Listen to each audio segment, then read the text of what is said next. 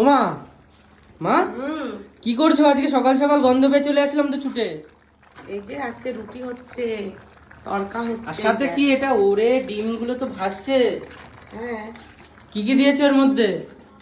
এর মধ্যে কি কি দিয়েছে তুই কি করে জানবি? তুই জেনে কি করবি? আমাকে তুই কি বলো, রান্না আমি করবি? রেসিপিটা করে খাবো তো তুই মাঝে কি মাঝে। রান্না করবি সেটা হ্যাঁ, বল। রান্না করবো না, তো। রান্না করতে যদি শিখতে হয় তাহলে সামনে দাঁড়িয়ে থাকতে হবে। গন্ধ পেয়ে ছুটে চলে এসলাম। ও টকবক করে ফুটছে মা, দেখো দেখো দেখো। হুম।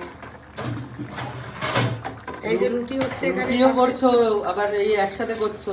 হ্যাঁ, তোমার কি 10টা হাত নাকি গো? না 10টা না, আমার 2টো হাত।